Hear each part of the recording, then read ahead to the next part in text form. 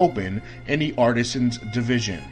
Visit us online at sesameseedpizza.com for store hours, menus, and phone numbers, or just stop by one of our two great locations. You'll be glad you did. Esposito's Pizza and Pasta, so close to eating at Mom's, but without all the yelling.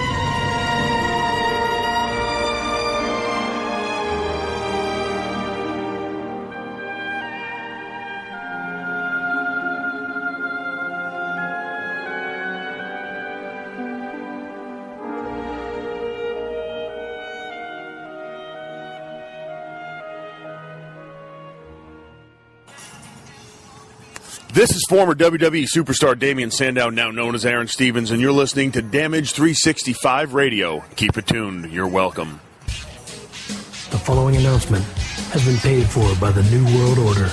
And we're back, ladies and gentlemen, and at this time we'd like to welcome in of JR's Collectibles, Joe Cello. Welcome to the show, Joe. Thank you, sir. How are you? I'm good, doing well. I don't know if you listened to earlier. We had Ken from k-amp-swrestlefest and Terrence Brennan, co-owner of Legends of the Ring. So the little convention talk and some booking talk and things like that. My favorite. Your favorite thing. I mean, we all love to hate what we do. Somewhat, yeah. I mean, stressful. It is hard. Like you were saying, like these people that want to play vendors and they want to play this game and then they understand that they lose a lot of money then, and then they bitch and moan and don't understand, or they want to, I was just talking to Captain's Corner, right, and we were talking about hotels, and Captain's Corner is a different vendor, but he's my partner now, and we've been helping each other out, and he's like, I don't effing play these things. I put my wrestlers in another hotel because a lot of these stalkers, right, because I can't stand them. And I understand that. I hate stalkers. I tell all the wrestlers, I'm like, make sure you give no autographs if you're with me. I'll play security guard. I don't play around. No, as I told Terrence, we literally had a show where I'd say like 70% of the show was dedicated to these people who go to hotels and just walk around with a backpack full of stuff and arms full of encyclopedias just to get some free autographs and selfies, harassing the wrestlers at baggage claim, which, first of all, I don't understand how TSA even allows these people in there loitering in the lobby for 12 to 15 hours a day waiting for wrestlers to come in. I think that's a sickness, but it is what it is. I don't like it. Like, the only time I ever did that, I stood outside the Hammerstein Ballroom because I went to the first Monday Night Raw. So I didn't want to go to the Monday Night Raw. I just wanted to feel the energy 25 years later. So I stood outside. I didn't have, as a vendor, you're supposed to have some stuff. I didn't have anything. I grabbed a notebook from Target, stood outside. Who comes by? Triple H. Mm-hmm. No stalkers. They were all at the hotel down the block at the Hammerstein. Who gets Triple H by himself? Me. All the stalkers are pissed. I loved it. Loved it. Yeah, I mean, look, I used to be big on the baseball memorabilia autograph shows. MAB runs some really good ones. And, but I also had season tickets for almost 7 years with the Mets. So I used to go to Philly and Shea Stadium and all these stadiums, and we'd wait outside, while they walked to the bus. We got some autographs. There wasn't no selfies back then. Nobody knew how to take accurate selfies with our disposable cameras.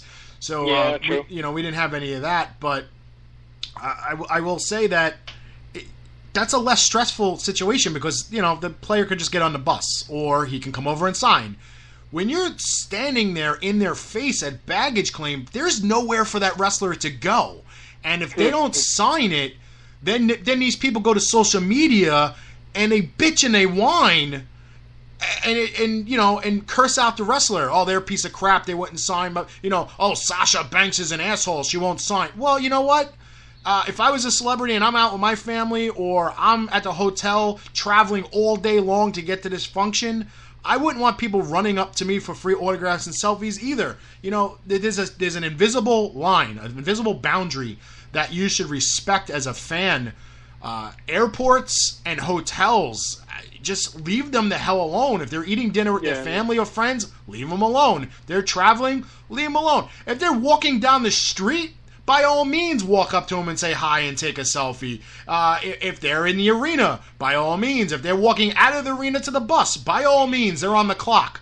So there's time and there's places, and some of these people, they abuse that.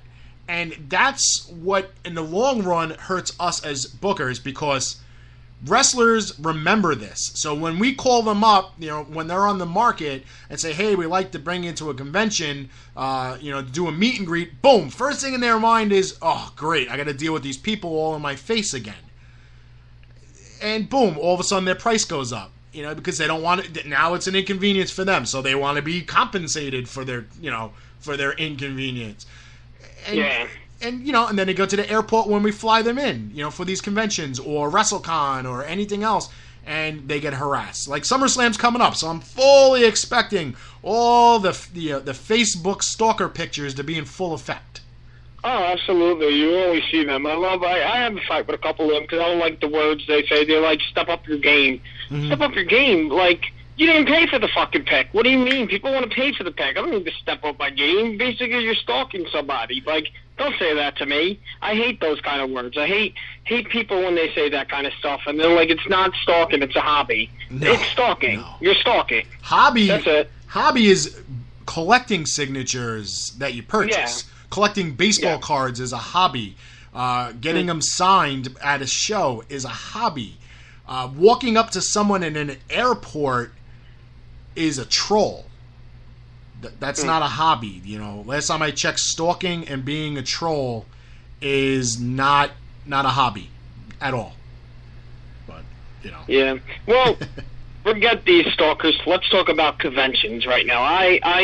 I'm here for one reason and one reason only, and that is Boardwalk Beatdown, which I feel could be the WrestleCade of New Jersey, the WrestleCon 2.0. I have strong hope for this. I think Atlantic City, I'll say it. It was a little hard. It's a little hard in Atlantic City because, it's not a good area, but I feel like it's a reoccurrence with Atlantic City, like research. There's new hotels, almost 1 million people there for 4th of July weekend, and I think two new hotels just opened, Hard Rock and Ocean something. So, I think Chad hit the money right now with this, and now I think it's getting better and better every week. I agree. Some of the names, obviously the headliner names are great, and then some of the names that are being brought in by vendors are really, you have your regulars, but you have some. You have your regulars. I have regulars too. I have Nikolai Volkov and Shane Douglas, but my plan was, and this was, listen, I have a partner, Captain's Corner, as I'm saying, but he is very smart and smarting me up with everything that's going on because you know what? I sell merchandise at these conventions. I have did icons, I have did big event, and I have made great money just selling merchandise. Not a lot of people can do that. I bring the right stuff. And I watch some of these, people who bring merchandise, and then they don't do really well. But for some reason, I do really well with merchandise. So this is really the first one that I took a shot and decided to really, really bring talent in. Only bring talent one time into a convention, and that was the first time James Ellsworth ever went to a convention. He was right off Philadelphia television on Raw. I swooped him in and brought him in before he got signed to the WWE. Score. But, I hit the jackpot on that. But this one, I'm very serious about. I agree. I agree. I think it's going to be a good time. I think it's going to be a different fan base, whether it's the Philly area, South Jersey, Jersey Shore, the areas of that. I just think it's going to be something different, something fresh, something new. Whether it happens annually, I don't know. Well, we don't know yet, and I think Chad don't know too. And I think this is Chad's WrestleMania what? Chad is putting everything on the line on this, and not because he's got so many guests, but you know what? Chad's stepping up his game. If any vendors or people that are complaining, oh, my guest is this, my guest is that, Chad's working his ass off right now, promoting the crap out of it. I respect the man. I think he's doing a phenomenal job. And I think Atlantic City, I'll tell you the truth. I called the hotel to get booked, the Claridge. They're like, we're almost sold out. They're almost sold out of rooms, and that's a big hotel for that day. So Chad's doing something right. Chad's not only wrestlers, because some vendors don't want the wrestlers in hotels. They, this is fans. This is like, these are people that want to see this event. So something's going good right now. I'm excited. I am too. And, let us know who you brought in so far for Boardwalk Beatdown. Well, do you want me to go through my cancellations first? No, just. No, I'm kidding. Well, I'm bringing in Nikolai Volkov with Captain's Corner. Mm-hmm. I'm bringing Shane Douglas with Captain's Corner. Shane Douglas has a ton of photo ops. He has Dominic DiNucci, his trainer. We got Pitbull, Gary Wolf, and Don Marie. Mm-hmm. And I think Don Marie, am I saying that right? I don't think it's Don Marie. It's Francine. So, I mean, like, you said it, and I said this earlier to you. You said it. Work with different vendors. Mm-hmm. Help each other out. I got like 5 vendors I'm working with. So I mean, it's awesome. These guys are from down south. They're coming from. And they want to work with me. They want to do pictures. I think that's awesome. I don't mind it. Like everybody, we're all here to make money. So you know what? At the end of the day, we're helping each other. And also, I'm sorry I didn't announce. I got Chase Owens from the Bullet Club. A lot of people don't know Chase Owens, but he's a ringer. He's making me great money right now. I'm happy. He's going to be happy. He's part of the Bullet Club VIP, which, for the most part, is you've never seen a Bullet Club photo op like this ever, because you got all my guys that never been around. Mm-hmm. So this is a big first time ever Bullet Club photo op, and I think if you're a real Bullet Club fan, you can't miss this one. Yeah, I think it's gonna be. You have a lot of the American-based Bullet Club, a lot of the Japanese-based. Yeah, so I mean, this is going to be definitely something very, very interesting. Obviously, you're not going to have guys that are current roster WWE, so obviously that's not going to happen with the Bullet Club members. But it's definitely a unique spin on photo ops. We have Decay, we have Rosemary, Abyss, and Crazy Steve, and then we're also doing a joint photo op with Boardwalk Beatdown with Ali to do Demon Bunny, which is going to be pretty cool. And I did that in WrestleCon in New Orleans, and it was a huge success. So, I like the gimmick she's doing with Su Yung right now. The thing she's been doing with in TNA. I actually watched it. I don't watch Impact a lot, and I love. She reminds me of like a female Kane right now, Su Yung, and like what she's doing with the burning of the casket and stuff like that. Yeah, I love it right now. I love what's going on with them too. Yeah, I brought in Su Yung back in last October at Legends of the Ring with Terry Reynolds and Katarina, who's also back with Impact. And she was a pleasure to work with. She wrestled twice that weekend, and she had a good time. So I'm very happy for her. I'm happy for obviously Katarina, and I've worked with this past WrestleCon. I worked with Chelsea Green and Sienna, Allie, Rosemary, Alicia Edwards. They were all professionals, and they're very, very good people to work with, and I'm looking forward to seeing them all there and doing some photo ops.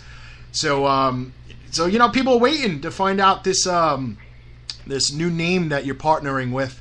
So what I did was I just said Team JR Collectibles because basically it's a friend of mine.